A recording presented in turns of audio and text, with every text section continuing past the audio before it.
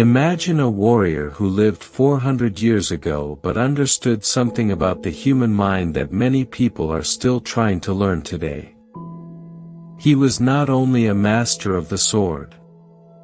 He studied human consciousness as if it were a battlefield, analyzing fear, distraction, and inner chaos with the precision of a strategist. Most people believe that concentration is a modern problem. They think the internet, smartphones, and social media created our inability to focus. But in reality, humanity has struggled with scattered attention long before technology existed. Today, we live inside an endless stream of information. Notifications pull our awareness in different directions. One moment we try to work, and the next moment we check messages, open another tab, or remember something unrelated to what we are doing. Imagine a warrior who lived 400 years ago but understood something about the human mind that many people are still trying to learn today. He was not only a master of the sword. He studied human consciousness as if it were a battlefield, analyzing fear, distraction, and inner chaos with the precision of a strategist. Most people believe that concentration is a modern problem. They think the internet, smartphones, and social media created our inability to focus. But in reality, humanity has struggled with scattered attention long before technology existed. Today, we live inside an endless stream of information. Notifications pull our awareness in different directions. One moment we try to work, and the next moment we check messages, open another tab, or remember something unrelated to what we are doing. Then we ask ourselves a painful question: why doesn't my mind obey me? The answer is shocking. The problem is not that you cannot concentrate. The real problem is that your mind has no clear direction. A wandering mind naturally follows whatever stimulus appears first. It searches for novelty, excitement, or emotional comfort. Without guidance, consciousness behaves like a traveler without a destination. The ancient warrior understood this and called the state of perfect awareness Mushin. Mushin does not mean emptying your mind like becoming unconscious or turning your thoughts off completely. That is impossible. The human brain is always active. Instead, Mushin means freedom from emotional noise. It is a state where your mind is calm but extremely responsive, like still water that can instantly reflect anything that appears above it. Before a legendary duel, the warrior would remove fear, anxiety, and unnecessary thoughts from his inner world. His mind became quiet, but not sleepy. It became alert, like a predator waiting patiently in the dark. Modern neuroscience surprisingly supports this idea. When the brain is not trapped inside constant internal dialogue, it performs more efficiently. Scientists call this the brain's default network state. In this state, the mind is not obsessively locked onto one stressful thought. Instead, it remains flexible and ready to process information quickly. This is why focus training does not have to be complicated. You do not need advanced equipment, expensive programs, or special environments. You can transform simple daily activities into powerful concentration training. Choose one ordinary routine in your life. It could be brushing your teeth, taking a shower, walking to work, or washing dishes. Your goal is simple but powerful. During those minutes, become completely present. Feel the sensation of water touching your skin. Notice the movement of your hands.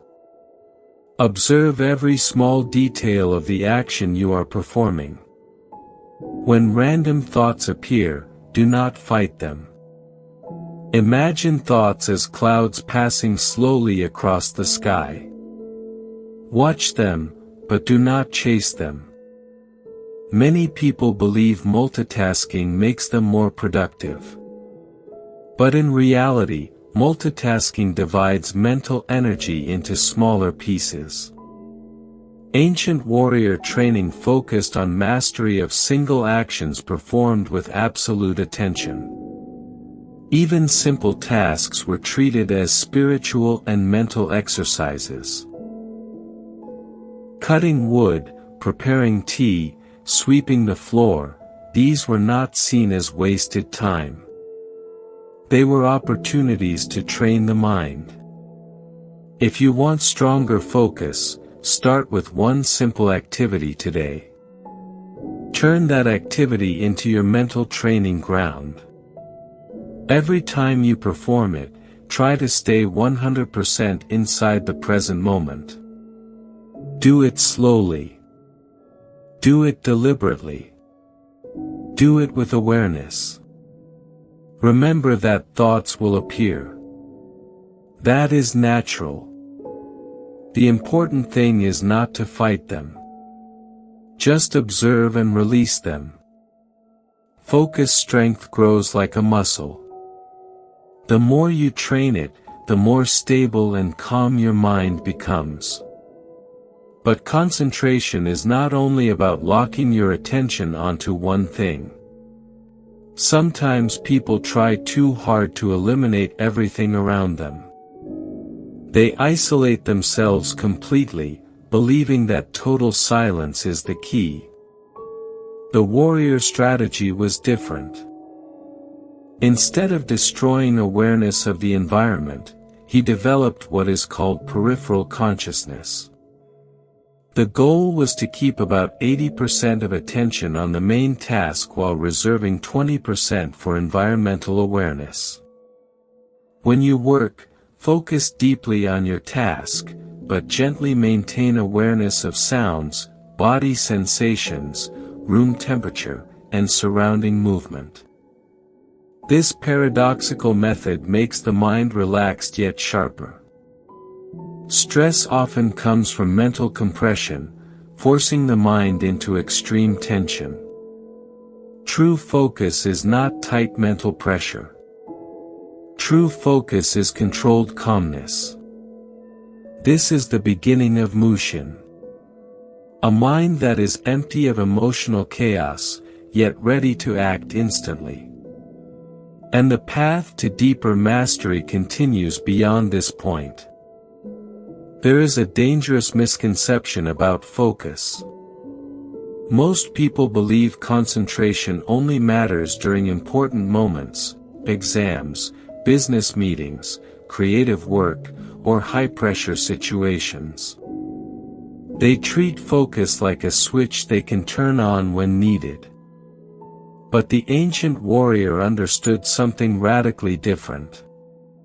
You do not rise to the level of your goals. You fall to the level of your training. If your daily life is scattered, your mind will be scattered when it matters most. This realization led to another powerful principle, training the mind during ordinary moments. The warrior believed there was no difference between a supreme moment of battle and a simple everyday activity. The same mind that holds a sword must also hold a broom. The same awareness used in combat must exist while preparing tea. At first, this idea sounds extreme. Why would someone practice intense awareness while doing something simple and repetitive? Because the brain does not separate important from unimportant as clearly as we think. It builds patterns based on repetition. Modern neuroscience shows that repeated behaviors strengthen neural pathways. When you perform an activity with full awareness, you reinforce circuits responsible for executive control and attention regulation. In simple terms, how you do small things shapes how you do big things. If you scroll your phone mindlessly, rush through daily tasks, and constantly switch attention, you are training distraction. But if you approach ordinary actions with presence and clarity, you are training focus. Imagine turning your daily routine into a mental dojo. When you drink water, feel the temperature and the movement as you swallow. When you walk, notice the rhythm of your steps and the contact between your feet and the ground.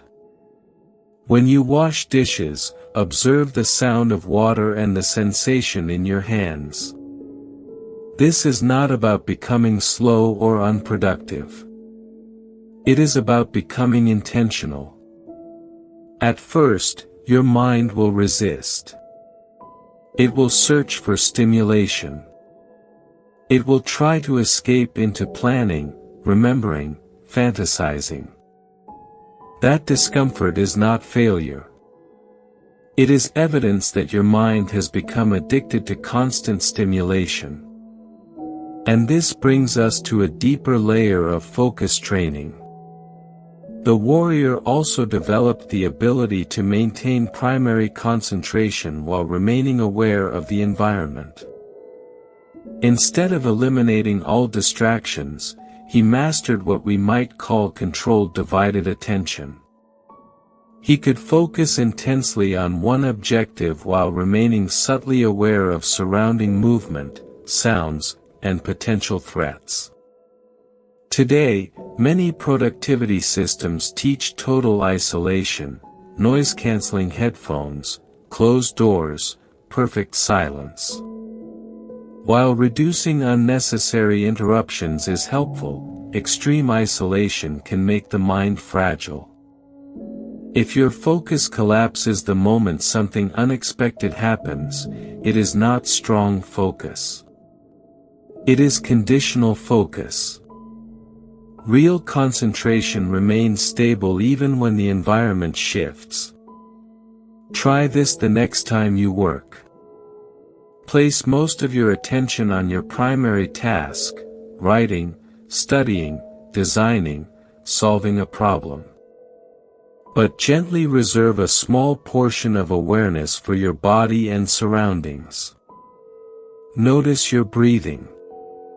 Notice background sounds without reacting to them. Do not chase distractions. Simply acknowledge them and return to the task. This creates mental elasticity. Your mind becomes flexible instead of rigid. Rigid focus breaks under pressure. Flexible focus adapts. Researchers studying high performers often find that elite athletes, surgeons, and tactical professionals display this balanced awareness. They are deeply engaged in the main objective but never completely unconscious of the broader context. This state reduces anxiety. Why? Because anxiety often comes from overnarrowing attention onto a single feared outcome.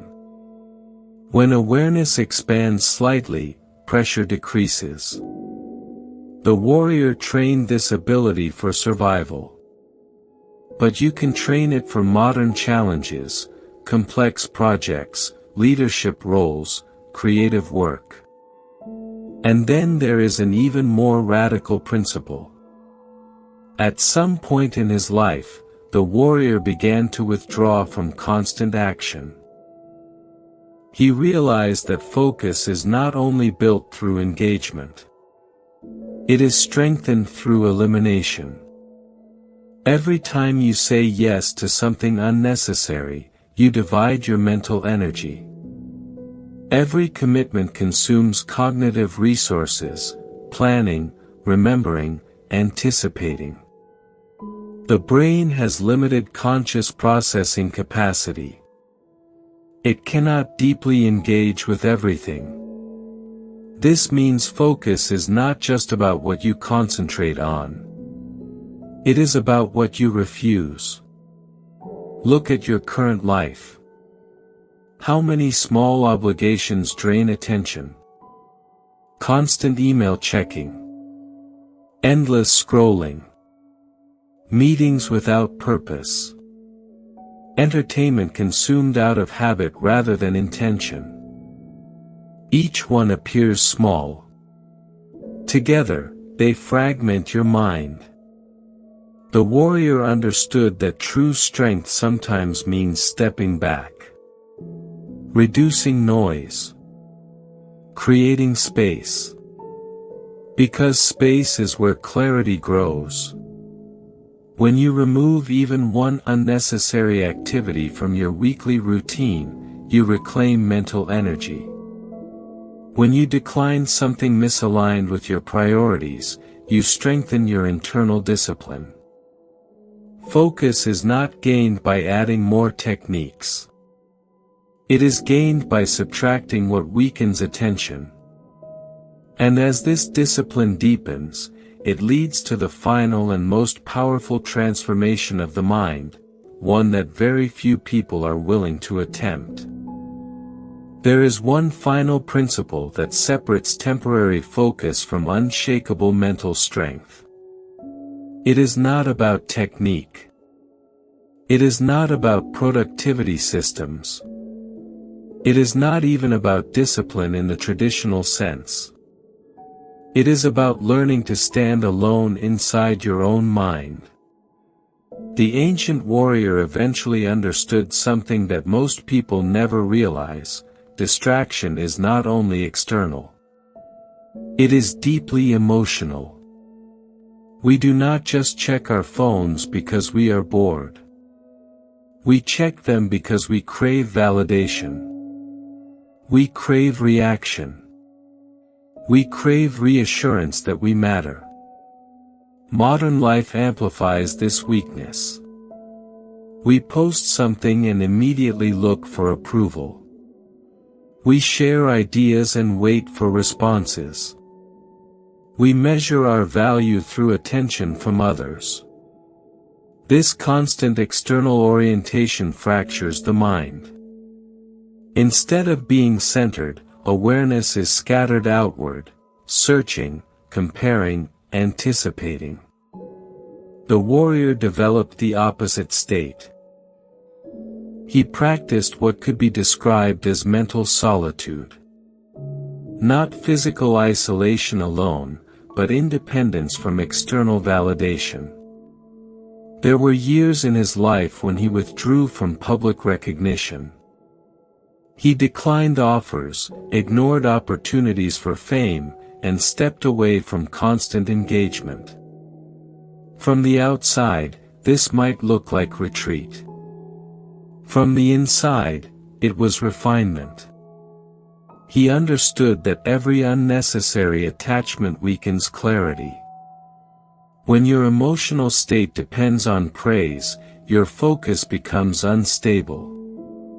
When your motivation depends on recognition, your concentration fluctuates. True focus requires internal completeness. Today, research in psychology supports this idea. Studies show that constant digital stimulation reduces sustained attention capacity. The brain adapts to rapid novelty and begins to resist stillness. Even more striking, experiments have shown that many people would rather experience mild discomfort than sit alone quietly with their thoughts for a short period. Why? Because silence reveals mental restlessness. And restlessness feels uncomfortable. But that discomfort is the gateway to power. If you cannot sit alone with your thoughts for 20 minutes, your mind controls you. If you can remain calm without stimulation, you control your mind. This is the training. Start small. Choose 20 minutes each day without phone, music, internet, or external input. Sit. Walk slowly. Or simply breathe. Do not try to force calmness. Do not try to suppress thoughts. Observe. At first, your mind will rebel. It will produce ideas, worries, random memories, impulses to move, impulses to check something. Let them rise. Let them pass.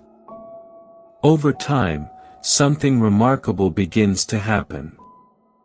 The noise decreases. The urgency fades. Your thoughts become slower, clearer, less chaotic. You begin to experience awareness without constant craving. And from that stillness, deeper focus emerges naturally. Not forced. Not strained. Stable. This final principle completes the system. An empty but alert mind. Training focus during ordinary tasks.